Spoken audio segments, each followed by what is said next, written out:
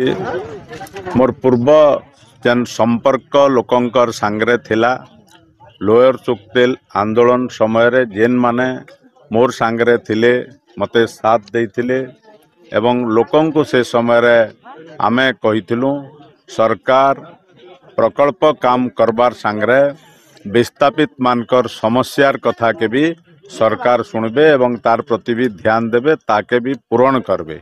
किंतु दुखर कथा विगत दिन रे हड़बड़िया भाव रे बिजु जनता दल रो सरकार निजे मुख्यमंत्री प्रकल्प के आसिक उद्घाटन तो करिगले सत कथा किंतु लोकंकर अनेक समस्या रही विस्थापित कॉलोनी रे अनेक समस्या रही से समस्यार समाधान नाई करी 2024 साधारण निर्वाचन के आखि आगे रखिकरी से प्रकल्प के उद्घाटन कले एवं इटा होचे lower Suktel irrigation project. Irrigation रो अर्थ होचे जलसेचन रो शून्य व्यवस्था थाई करी प्रकल्प के हड़बड़िया भाव रे उद्घाटन करिछन।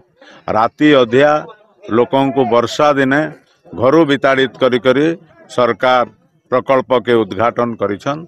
तो तांकर संगरे दुख सुखर अनेक कथा हेछु लोकंकर संगरे एवं लोक प्रतिश्रुति देछन जेन बिजु जनता दल रो सरकार लोकंकर प्रति अंचल प्रति एते अन्याय करिछे ताके आगामी निर्वाचन रे निश्चित आकार जवाब देबे।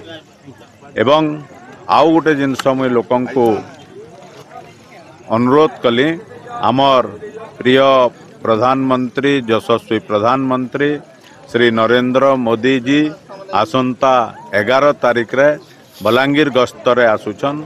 से बलांगीर गस्त समय रे लोक माने बहुत रु बहुत संख्या रे योगदान करबे एवं लोक तांकर प्रिय नेतांक ठानु किछि सुनबे। कर्मकर्ता केते उत्साहित होछन?